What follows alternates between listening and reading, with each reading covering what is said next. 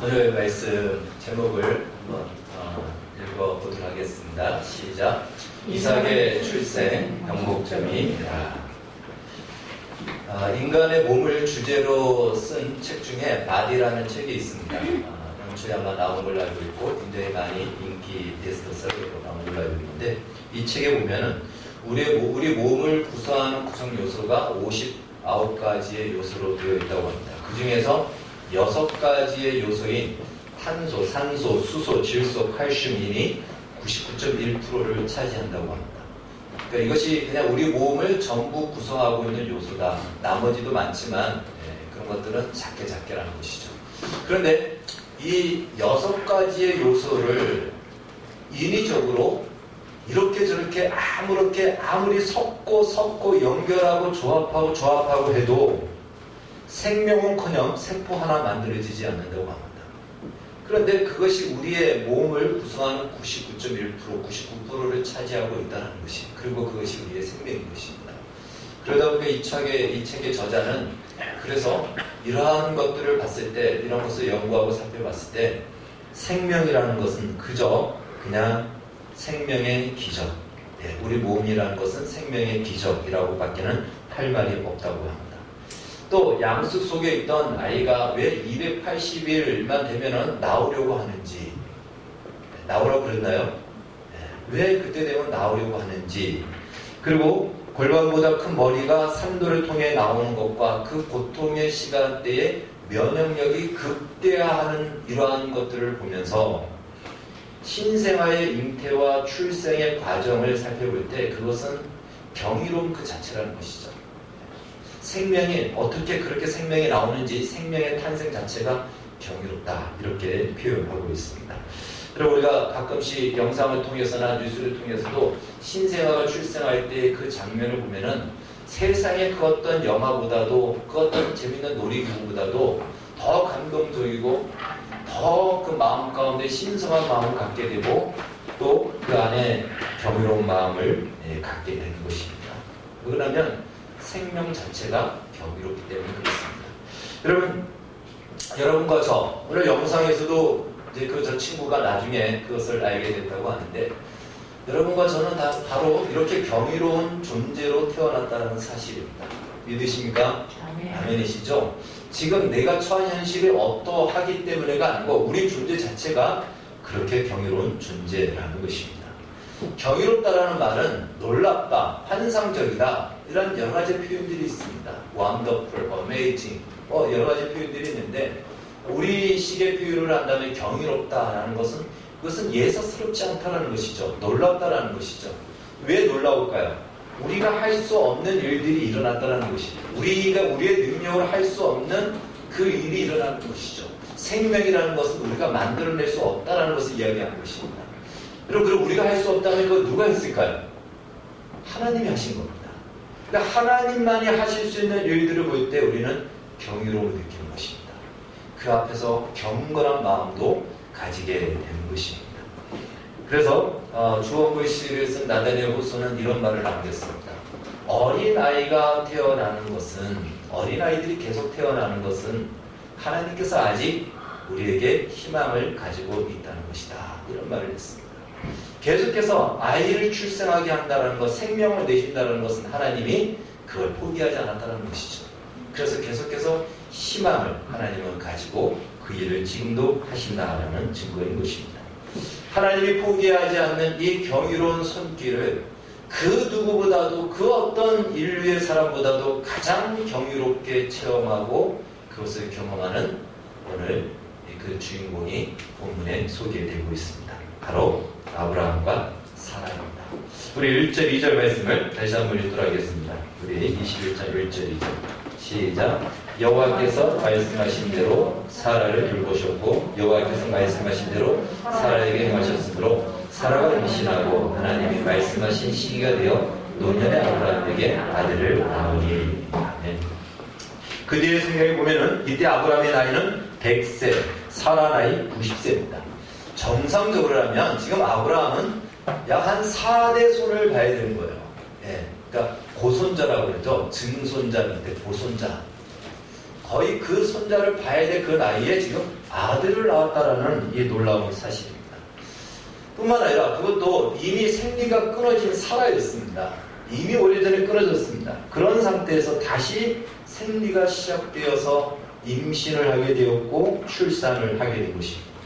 아마 사라가 임신한 상태에서도 아브라함과 사라는 믿어지지 않았을 겁니다. 이 임신한 이게 진짜 사람일까? 여기서 진짜 사람이 나올까? 이게 안 믿어지는 거죠. 너무나도 이 일이 있을 수 없는 일이니까. 그런데 출산을 하는데 진짜 사람이 나오는 겁니다. 얼마나 황당하기도 하고 얼마나 놀랍기도 하고 얼마나 경이롭기도 하겠습니까? 꿈인지 생신지 아마 그 순간을 분간하지 못했을 것입니다. 그러나 이 이삭의 아브라함이 이삭을 이 사라가 이삭을 출산하는 이것이 경이로운 것은요, 단순히 무자했던 아들이 없었던 그것도 90세의 할머니의 나이가 되는 그 나이에 사라가 출산했다라는 이것 때문에 경이로운 것이 아닙니다. 생명의 탄생이 경이롭기 때문에 경이로울까요? 물론 경이롭지만 그건 일반적인 경이로움이죠. 어느 누구나 느끼는 경이로운 것입니다. 그래서 그 경이로움을 가지는 것이 아닌 아브라함과 사라에게 있어서의 이 경이로움은 더 특별한 경이로움이라는 것입니다. 그것은 바로 하나님이 약속하신 위대한 나라, 이미 창세기 12장에서 하나님께서 약속하신 위대한 하나님의 나라를 세우시겠다는 그 역사를 이어가기 위해서는 반드시 후사가 필요했고 후손이 필요했는데, 그 일이 불가능한 자신들의 형편과 상황에서 이루어지고 있다는 사실 앞에 하나님이 말씀하신 것이, 그 말씀하신 위대한 나라가, 상상할 수 없는 그 나라가 정말 이루어진 것보다, 그 일이 진짜 시작되는 것보다 그 일의 서막을 여시는 하나님의 손길 앞에 이들은 경이로움을 가질 수밖에 없었던 것입니다. 일반적인 경이로움과는 차원이 다르다는 것이죠. 특별히 그 약속의 불씨가 마치 끊어질 것 같고 꺼질 것 같은 그 상황을 경험하지 않았습니까? 이미 사라는 생리가 끊어졌고요. 그리고 아브라함은 얼마나 치명적인 실수와 연약함과 못난 모습을 보여줬습니까? 그럼에도 불구하고 그것과 상관없이 하나님은 그 약속하신 대로 그 불씨를 끄지 않으시고 다시 살리셨고, 반드시 그 약속대로 이루시겠다는 그 첫발의 하나님의 증거, 그것이 바로 이삭의 출생이었던 것입니다. 그러니까 이것은 단순한 그냥 한 아이가 태어나는 그 경이로움이 아닌 것이죠. 어쩌면 하나님이 아브라함에게 말씀하실 때 아브라함은 그동안 그냥 막연하게 들었을 것입니다. 그것이 어떤 것인지도 잘 모르겠고, 그것이 가능하려면 벌써 나왔어야 되는데 그것도 아니었고, 그랬는데 그래서 그가 알고 있던 하나님에 대한 존재가 영원부터 영원까지 존재하시는 그분의 존재를 직접 대면하고 경험하는 그 순간, 바로 이것이 이삭의 출생이었던 것입니다. 이것은 아브라함과 사라에게 있어서는 전 생애를 거친 의미와 가치가 있었던 것이죠. 그들이 가지고 있었던 믿음과 소망이 헛되지 않았다는 것. 한 생애를 살면서 이 인생이 무엇인가? 그냥 여기서 끝난다면 내가 왜 살았는가? 무엇 때문에 나의 한평생 100년을 살았는가? 라고 끝날 인생이 그것이 끝이 아니고, 그 의미가 한 줌의 죄로 돌아갈 것이 죄로 돌아가지 않고 하나님의 나라로 확대되어 간다는 이 사실 앞에 전율할 수밖에 없는 그 충격, 그것이 오늘 아브라함과 사라가 경험하는 바로 경이로움이었던 것입니다. 그렇기 때문에 이는 일반적인 경이로움과는 완전히 다르다는 것입니다. 한마디로 오늘 이 사건을 통해서요, 천지가 개벽하는 새로운 세상이 열리는 아브라함에게 있어서는 바로 그 날인 것입니다. 하나님의 약속이 진짜 이루어지는 하나님 나라의 서막이 거쳐지고 열리는 그 현장을 아브라함은 눈으로 보기 시작한 것입니다. 우리가 소위 이런 경우를 코페르니쿠스적 혁명이라고 이런 말을 하죠. 완전히 지동설과 천동설, 이 차이를 정반대로 인식할 수밖에 없었던 것처럼 아브라함이 그동안 가지고 왔던 생각, 사상, 경험, 그래서 그가 형성되었던 그의 세계관이 완전히 산산조각나고 새로운 세계관, 바로 그 세계관으로 새롭게 세상을 살아가는 그 날이 이삭의 출생 사건이라는 것입니다. 그래서 실제로 성경은 아브라함의 믿음을 이야기할 때마다 항상 그 중심에는 무엇이 있냐면 이삭의 출생이 있습니다. 우리 성경 로마서 4장 18절에서 22절 말씀 한번 같이 읽도록 하겠습니다. 시작. 아브라함이 바랄 수 없는 중에 바라고 믿었으니 이른데 후손에 이가 되리라 하신 말씀대로 많은 민족의 조상이 되게 하려 하시니라. 그가 백살에 되어 자기 몸이 죽은 것 같고 사라의 태가 죽은 것 같음을 알고도 믿음이 약하여지지 아니하고 믿음이 없어 하나님의 약속을 의심하지 않고 믿음으로 견고하여서 하나님께 영광을 돌리며 약속하신 것을 또한 능히 이루실 줄 확신하였으니 그러므로 그것이 그에게 의로 여겨졌느니라. 아멘. 저것은 이삭의 출생을 얘기하는 것입니다. 아브라함이 정말 잘 믿어서 저렇게 됐을까요? 아니죠. 저 모두가 하나님의 은혜로 그의 믿음을 하나님께서 잡아주신 것이고, 그래서 하나님이 하셨는데 하나님과의 약속을 아브라함이 지킨 것처럼 성경은 묘사하고 있습니다. 이삭의 출생이 그것을 이루었다라고 말씀하고 있는 것입니다. 심지어 우리가 다음 주에 살펴볼 창세기 22장에서 하나님이 이삭을 제물로 바치라라고 하죠. 그 소중한 아들을 잘 키웠는데 하나님이 제물로 바치라고 합니다. 근데 아브라함이 고민합니까? 그거 가지고 갈등합니까? 갈등하지 않죠. 고민한다라고 안 합니다. 오늘 성경을 보면은 이 사라가 이스마엘을 내쫓으라 그러니까 아브라함이 그것이 무엇이 되었더라? 근심이 되었더라 라고 했는데, 이삭을 바치라 라고 했는데 이 아브라함이 전혀 근심했다라는 표현이 성경에 나오지 않아요. 그럼 이삭을 바칠 수 있었던 그 믿음이 어디서 왔냐 이거예요. 아브라함이 갑자기 믿음이 막 좋아졌고 그랬을까요? 아닙니다. 그건 단순한 믿음이 좋아져서가 아니에요. 생각으로 바칠 수 있는 것이 아닙니다. 그것은 완전한 가치와 세계와 모든 것이 뒤바뀌어야지만이 가능한 거예요. 어떤 사람이 자기 자식을 차라리 나를 죽이라고 그러지 어떤 사람이 자기 자식을 바칠 수 있겠습니까? 그것은 무엇이죠? 이삭의 출생을 통해서 비로소 아브라함은 생명을 만드시는 하나님, 이 생명이 사람이 만드는 것이 아님을 알았기에 얼마든지 하나님은 죽인 이삭을 다시 살릴 수 있다는 믿음을 가지게 된 것입니다. 어디서요? 이삭의 출생을 통해서 그것을 가지게 되었던 것입니다. 그래서 히브리서 11장 19절은 이렇게 이야기합니다. 같이 읽겠습니다. 시작. 그가 하나님이 능히 이삭을 죽은 자 가운데서 다시 살리시기를 생각한지라 비유컨대 그를 죽은 자 가운데서 도로받은 것이니라. 아멘. 어떻게 아브라함이 이런 믿음을 가질 수 있었을까? 우리는 저 창세기 22장, 히브리서 11장에 나오는 이삭을 바친 이 아브라함의 믿음을 이야기하면서 우리도 그런 믿음을 가져야 된다고 얘기하지만, 여러분, 이 믿음은 점프해서 가질 수 있는 믿음이 아닌 것입니다. 이 믿음의 가장 주요한 실체를 경험하지 않고서는 결코 이 믿음을 가질 수가 없습니다. 어떻게 아브라함이 이 믿음을 가지게 되었을까요? 아브라함과 사라는 그동안 하나님이 불러서 약속을 주셨습니다. 그 약속 창세기 12장부터 시작하죠. 25년 전의 이야기입니다. 25년 전부터 어찌됐든 아브라함과 사라는 하나님과 함께 25년을 지내왔습니다. 그 시간 동안 어떤 일이 있었죠? 아브라함은 하나님의 약속을 믿지 못하는 자신의 그 실수를 범했죠. 약속을 믿지 못하고 인간적으로 그 문제를 해결하려고 했죠. 그러한 자신의 실상을 보았고요. 그리고 자신의 못난 모습, 두 번에 걸쳐 아내를 팔아버리는 그 파렴치한 행동, 그것이 아브라함의 실상이었습니다. 그 자신이 누군지를 발견했습니다.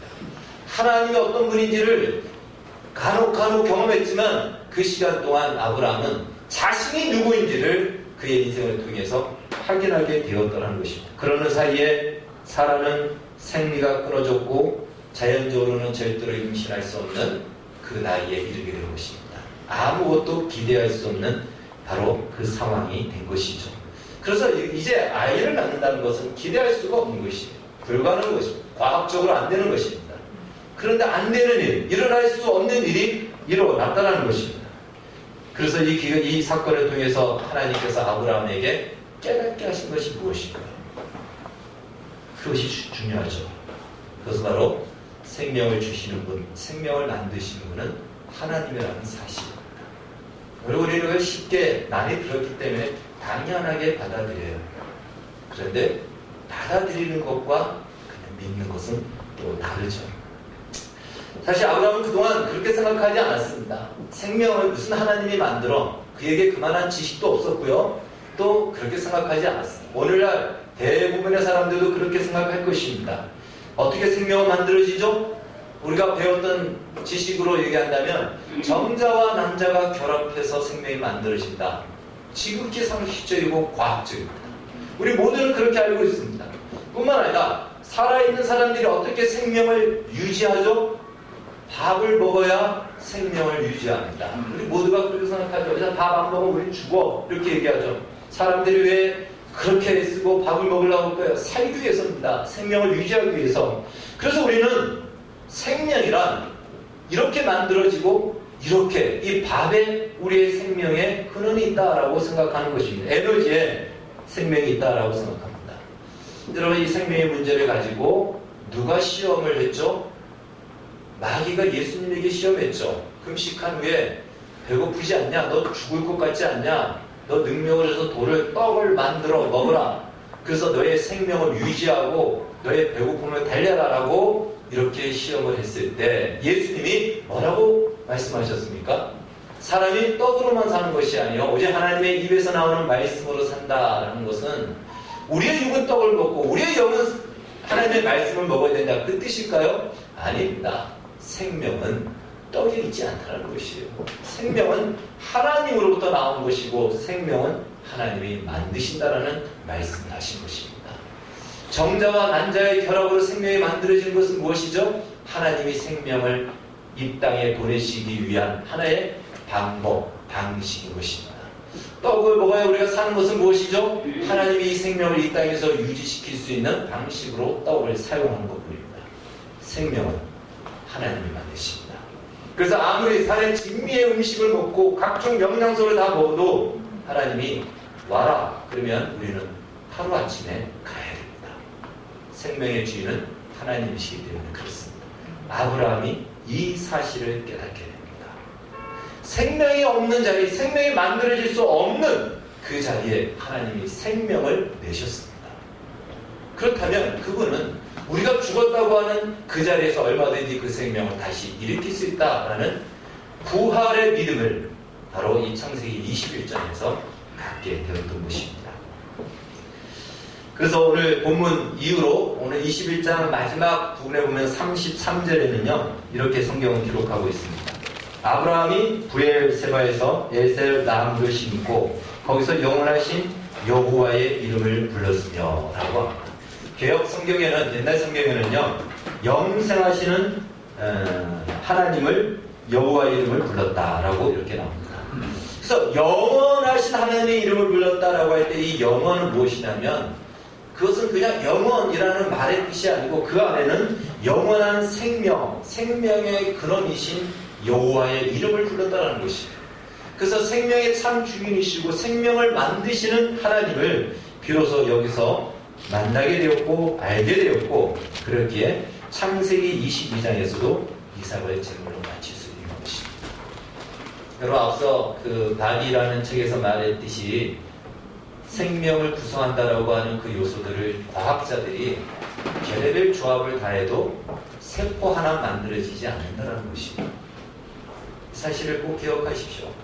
우리 몸을 구성하는 99% 아니 그 모든 아미노산이라고 하는 그 모든 것들을 다 결합을 해도 세포 하나 만들어지지 않는다는 것입니다. 사람이 생명을 만들지 못해요. 하나님만이 생명을 만드십니다. 이 사실을 아브라함이 깨닫는 것이죠.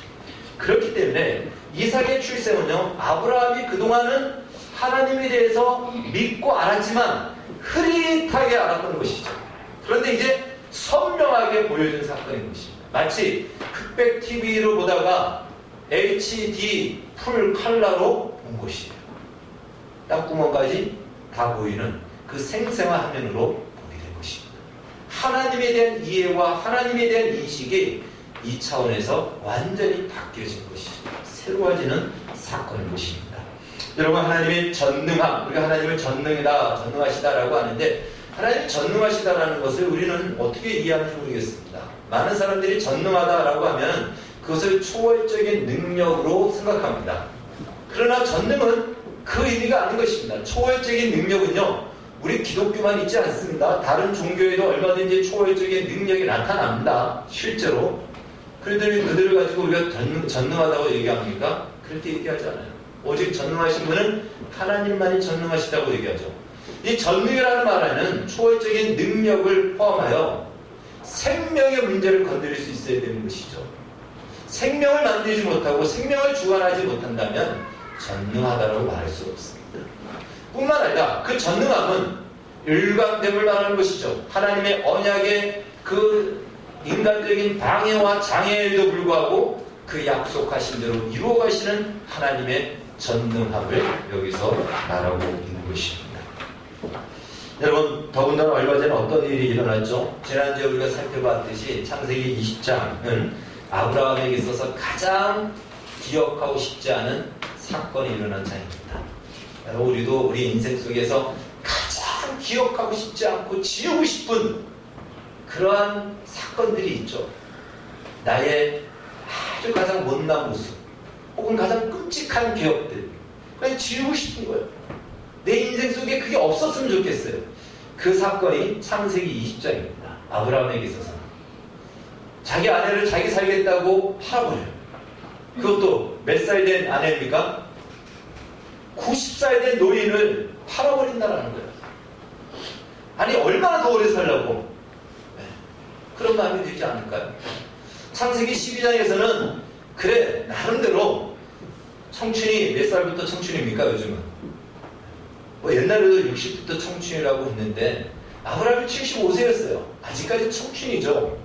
그럴 수 있다라고 봅니다. 근데 이제 100살이 다 됐잖아요. 나이가 몇 개입니까? 그런데 자기 아내를 살겠다고 팔아버리는 이 사건은 아브라함에게 인생에서는 정말 입이 100개가 있어도 할 말이 없는 지우고 싶은 가장 수치스럽고 부끄러운 바로 그 순간이었던 것입니다.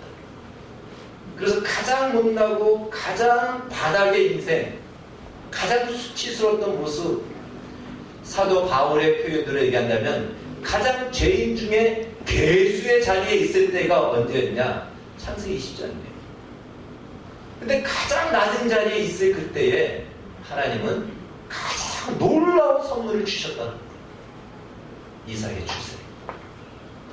자격되지 않고 자격이 비슷하게도 된다면 모르는데 전혀 자격 완전히 상실한 그 자리에 있을 때 하나님은 감히 사람으로서는 흉내도 낼 수 없는 놀라운 일, 가장 경이로운 일, 이삭을 아브라함에게 주셨다는 것입니다. 이것이 바로 하나님의 은혜의 실상을 보게 된 것이죠. 그래서 이 이삭의 출생은요, 아브라함이 그동안 경험했던 것과는 상상할 수 없는 하나님의 그 은혜의 규모, 즉 그 은혜의 크기와 깊이와 넓이와 높이의 최대치가 얼마인지를 실제로 아브라함이 보고 느끼고 만질 수 있는 그 순간, 그 자리, 바로 그것이 이삭의 출생인 것입니다. 그래서 이 이삭의 출생은 아브라함에게 있어서는 하나님의 전능함과 하나님의 신실함의 점수를 경험하고 보았던 바로 그 자리인 것입니다. 한마디로 그것을 하나님의 은혜라고 말하는 것입니다. 여러분, 세상 사람들은 아기를 낳을 수 없는 나이에 아기를 낳았기에 기적이다라고 얘기합니다. 오늘 이 시대로 얘기한다면 아마 이 정도의 사건이 되겠죠. 세상에 이런 일이 90세 된 할머니가 아기를 낳아 아마 TV에 출연할 수 있는 그 정도의 이슈가 될 것입니다. 그러나 이것은 영적으로 볼 때요, 사라가 아기를 낳은 것이 아니에요. 낳을 수 없는 나이에 낳았다는 것은 사라가 낳은 것이 아니라는 것입니다. 사라가 낳은 것이 아니고 누가 주신 것이죠? 하나님이 주신 것입니다. 그걸 얘기하는 거예요. 그래서 하나님이 주셨기에 그것을 가지고 우리는 은혜라고 얘기해요. 여러분, 은혜라는 것이 무엇입니까? 자격 없고 조건 없는데 선물을 받는 거예요. 은혜인 것입니다. 바로 그것이 은혜예요. 그래서 이삭의 출생은 하나님의 은혜의 절정인 것이죠. 그래서 갈라디아서 4장에서는요, 이렇게 얘기하죠. 이삭을 약속의 자녀 혹은 이삭을 은혜의 상징으로 얘기하고, 이스마엘은 예, 여기 영상이 나오죠. 예, 스크린에. 이스마엘은 신의 산에서 낳은 종, 율법, 육체를 상징합니다. 그렇게 갈라디아서 4장에서는 해석을 하고 있습니다. 따라서 정리하면 그동안 아브라함은 하나님의 은혜를 많이 경험했지만 이삭의 출생을 통해서 비로소 하나님의 은혜가 무엇인지를 알게 되었다는 것입니다. 그 은혜는 단순히 이 땅에서 필요한 것이 채워지는 그 은혜가 아닌 것이에요. 여러분, 우리가 사모하는 은혜는 무엇이죠? 우리가 구하는 은혜는 무엇이죠? 대부분 이 땅에서 필요한 것들을 하나님 좀 제발 주십시오. 제발 좀 채워주십시오. 열어주십시오. 그 은혜를 나에게 베풀어 주십시오. 우리는 아마 그 은혜를 구할 것입니다. 그것도 은혜입니다. 그러나 그 은혜는요, 이 하나님이 주신 은혜에 비하면 아주 편린에 불과한 거예요. 조각에 불과한 것입니다. 그동안 아브라함은 그런 은혜를 많이 경험했어요. 많이 경험했잖아요. 그렇다고 하나님을 신뢰합니까?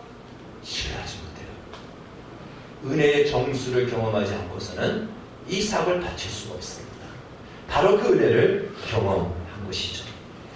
단순히 이 땅에서 필요한 것이 아닌, 그리고 남들보다 더 많은 것을 얻고 수고하지 않았는데도 더 잘 사는 것이 아닌 전능하신 하나님, 그 하나님을 만나게 된 것입니다. 자격 없던 아브라함에게 찾아오시고 언약을 맺으시고, 아브라함은 비록 그 언약을 이루지 못하였지만 하나님은 여전히 아브라함의 언약을 이룬 것처럼 하나님의 언약을 이루셔서 그 의와 그 은혜의 수혜가 아브라함에게 돌아가게끔 하셨다는 것이죠. 상상하지 못할 하나님 나라의 주역으로 아브라함에게 약속하신 대로 아브라함을 그 자리에 세우시겠다라는 그 증거, 그것이 바로 오늘 이삭의 출생이었던 것입니다. 뿐만 아니라 우리가 기억해야 될 것은요, 여러분, 이삭이 없다면 아브라함이 존재했을까요? 그냥 한 사람의 인생으로 존재했던 기억으로 남아있죠. 그러나 이삭이 없으면 아브라함은 우리에게 지금 전해지지 않습니다. 이삭이 있기에 아브라함이 존재합니다. 자, 이삭을 통해서 누가 오죠? 예수님이 오시죠. 다른 말로 예수님이 있기 때문에 아브라함이 존재합니다. 이삭은 은혜의 상징이라고 그랬죠. 은혜가 있었기에 아브라함이 존재합니다. 여러분과 우리도 그 은혜가 있기 때문에 존재하는 것입니다. 그래서 이 사건은요, 바로 은혜로 말미암아 아브라함이 살았고 여러분과 저도 살게 된 것이에요. 그 은혜는 바로 이삭이었지만 이삭은 예수 그리스도의 상징적인 예표적인 인물이죠. 예수 그리스도 안에서만이 이 은혜가 흐르고 있다는 것이죠. 이 사실을 우리는 기억해야 됩니다. 그 바이블이라는 책에 보면요, 또 이런 것도 나옵니다. 혹시 여러분들이 아실 수도 있는데요, 우리 몸에 여러 세포가 있는데 그 세포 안에 존재하는 작은 기관 중에는 미토콘드리아라는 이 소기관이 있다고 합니다. 미토콘드리아는 무엇이냐면 우리가 음식을 먹으면 그 음식물이 우리 몸에 필요한 에너지가 되게끔 바꾸는 역할을 주도적으로 하는 가장 중요한 것이죠. 이게 없으면은 우리는 늘 빌비 그릴 수밖에 없다는 것입니다. 근데 이것은요, 남자도 있고 여자도 있어요. 그런데 이것은 모계를 통해서만 유전이 된다는 거예요. 즉, 정자와 난자가 결합하는 순간 남자에게 있는 미토콘드리아는 파괴된답니다. 그래서 모계에 있는 미토콘드리아가 그 자녀들에게 흘러간다는 거예요. 그래서 모계를 통해서만 내려오는 거예요. 그러니까 여자가 없으면 안 되는 거예요. 여자의 소중함을 여자만이 가지고 있고 할 수 있는 것을 하나님이 이렇게 심어놓으신 거예요. 그러니까 여자를 통해서만, 모계를 통해서만 이 미토콘드리아가 흘러가서 그 유전자가 내려오는 거예요. 그러듯이 바로 예수 그리스도 안에서만 은혜라는 유전자가 내려온다는 것이죠. 그 예수 그리스도 안에서만이 아브라함이 존재하고 우리도 존재한다는 이 사실. 그래서 은혜의 절정, 이렇게 표현해도 과언이 아닌 것입니다.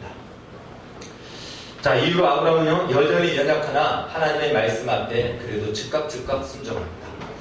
우리가 성경을 읽었듯이 이제 이삭이 젖을 뗄 때쯤, 그 나라에서 젖을 떼는 것은요, 우리는 보통 1살 되면 젖을 떼는데 이 유대인들은 한 3살부터 5살까지 젖을 먹는다고 합니다. 그래서 한 조금 컸죠. 좀 그래도 그나마 반응을 할 만한 나이가 되는 거죠. 근데 그런 그 나이 때에 큰 잔치를 베풀었는데 이스마엘이 이 이삭을 놀리는 겁니다. 아무래도 그런 위기감을 느꼈겠죠. 그걸 본 사라가 아브라함에게 그냥 당장 얘기하죠. 저 이스마엘과 저 하갈을 당장 내쫓으라고. 이 사라의 이 힘이 대단합니다. 그 협박을 받았어요. 아브라함은 어찌됐든 이스마엘도 자기 아들인데 성경은 얘기하죠. 근심하였더라. 이거 어떻게 해야 되나. 근데 그날 밤에 하나님이 말씀하시죠. 걱정하지 말고 내보내라. 그 이스마엘도 내가 돌봐주겠다. 그 다음날 아침이 주저없이 내보냅니다. 이제 아브라함은요 바뀌었어요. 하나님 말씀하시면 그냥 순종해요. 팥으로 맺으렸습니다. 아멘입니까? 하나님이 하신다면 아멘입니다. 이 자리로 바뀔 거예요. 이삭 바치라 바칠 수 있는 겁니다. 그것이 갈등도 없고 또 고민도 없고 아픔도 없다. 아니요, 그렇지 않습니다. 그건 내가 없는 거죠. 그건 아니에요. 그러나 하나님을 신뢰하게 됩니다. 정말 하나님을 신뢰하게 될 거예요. 하나님이 어떤 분인지를 알게 됐기 때문에 네 인생 자체를 내어 맡기게 된 것입니다. 이후에 아브라함의 모습, 우리가 소위 아브라함의 믿음이라고 이야기하는 모습이 이후로 등장한다는 것입니다. 그래서 이삭의 출생은 아브라함에게 있어서의 변곡점입니다. 그의 남은 인생의 믿음의 조상으로서의 변곡점이 되었던 것입니다. 사랑하는 여러분, 하나님은 아브라함에게 베푸신 이 은혜만큼 여러분과 저에게도 베풀어 주셨습니다. 그 사실을 믿으시기 바랍니다. 우리는 이미 베푸신 그 은혜를 빼놓고 혹시 다른 은혜에 목말라 하지 않습니까? 그리고는 다른 은혜만을 자꾸만 찾고 있지 않습니까? 그러다 보니 이 정작 주신 이 은혜를 우리는 이 은혜의 강력한 능력을 우리는 한 번도 제대로 맛보고 경험하지 못하고 있지 않습니까? 사실 이삭이 출생하지 않았다면 아브라함도 어쩌면 그의 믿음이요 왔다 갔다 반복했을 겁니다. 지금까지 그랬듯이. 근데 이후로 바뀌었다는 것이죠. 변곡점이 되었다는 것입니다. 여러분, 우리도 이 변곡점이 없으면 왔다 갔다 합니다. 어떨 때는 믿음이 좋고 어떨 때는 나쁘고 어떨 때는 정말 필요하면 자기 아내도 팔아먹는 이 인생으로 살다가 평생 끝날 수가 있다는 것이에요. 우리의 인생에 변곡점이 없으면 그렇다는 것이죠. 그래서 창세기 21장은 다른 식으로 표현한다면 그동안 어느 정도 하나님 앞에 따지기도 하고 흥정하게 됐던 아브라함이 하나님의 전능함 앞에 두 손 두 발 그냥 백기 들고 투항한 항복한 인격적으로 하나님 앞에 엎드려진 바로 그 현장이다. 이렇게 이야기할 수가 있습니다. 오늘 이 시대에 우리가 정말 기대하고 찾아야 할 것들이 있다면 우리의 현실적인 문제를 해결하는 것을 넘어 하나님이 우리에게 베푸신 그 은혜의 실상이 무엇인지 그 은혜의 능력이 어떠한지 그것을 향한 소망과 기대와 믿음을 갖고 찾아가야 됩니다. 여러분, 은혜란 말은 굉장히 부드럽게 들리지만 은혜만큼 강력한 단어는 없다라는 사실을 기억하십시오. 성경은 이렇게 얘기합니다. 이 은혜, 예수 그리스도를 통해서 우리에게 주신 이 은혜, 그 뒤에 뭐라고 그러죠? 하물며라고 얘기합니다. 너희들이 고민하고 너희들이 힘들어하고 너희들이 아파하는 그것은 하물며예요. 하나님의 이 은혜 안에 다 포함되어 있고 조각이 불과하다는 것이에요. 말한들 무엇하랴 이거예요. 왜 이 은혜를 모르고 자꾸만 저 조각조각 은혜를 찾고 그것으로 만족하며 거기에 머물려고 하느냐. 진짜 이 은혜의 정수를 맛봐야 되잖아요. 이것을 위해서 예수님이 이 땅에 오셨다는 사실입니다. 그래야 우리는 이 세상의 어떤 유혹과 위협에도 넘어가지 않을 뿐더러 세상의 그 어떤 것과도 바꾸지 않는 것이에요. 우리의 목숨을 잃을지라도 우리의 신앙을, 우리의 하나님을 포기하지 않게 되는 것입니다. 물론 여러분 안에 어떤 현실적인 문제가 급선무인 분들이 있다는 것 충분히 이해됩니다. 그리고 공감합니다. 여전히 우리는 그 문제를 가지고 울 수밖에 없을 것입니다. 그러나 은혜 중에 은혜를 주셨다면 그 하위에 있는 은혜는 어쩌면 그 은혜 안에 숨겨져 있지 않을까? 이런 생각을 가지십시오. 하나님이 은혜를 주셨다면 그 은혜의 자리에 나온다면 어쩌면 우리가 그 하위에 있는 우리의 삶에 필요한 많은 것들은 우리의 생각과 달리 그냥 해결이 되어지고 그냥 풀어지고 그냥 응답되어지는 일들이 일어나지 않겠습니까? 하나님이 그렇게 우리를 부르시고 있습니다. 이삭 출생이 아브라함의 인생에 있어서 변곡점이 되었듯 우리의 인생도 이런 변곡점이 있어요. 우리의 신앙생활이 평생 이리 뛰고 저리 뛰고 하다 끝나지 않고 하나님 나라를 세워가는 그 나라의 주역으로 우리의 인생이 쓰여지고 그 자리에 서게 될 것입니다. 이후로부터 하나님의 은혜가 우리의 인생을 이끌어가는 그런 삶이 되어지기를 주의 이름으로 축원합니다. 기도하겠습니다. 하나님 아버지 감사합니다. 이삭의 출생 아브라함에게 있어서는 진정한 변곡점이 되었습니다. 하나님, 우리도 이런 변곡점이 없다면 우리 평생에 왔다 갔다 하다가 끝날 것입니다. 하나님, 우리에게 이 변곡점을 주십시오. 예수 그리스도를 통해서 우리에게 주신 그 은혜의 규모가 어떠한지를 눈으로 보게 해주시고 알게 해주셔서 우리의 인생이 바뀌어져 하나님을 기쁘시게 하는 자리에 서게 해주시고 하나님의 은혜가 우리의 인생을 이끌어가는 복된 인생 되게 하여 주시옵소서. 예수님의 이름으로 기도하옵나이다.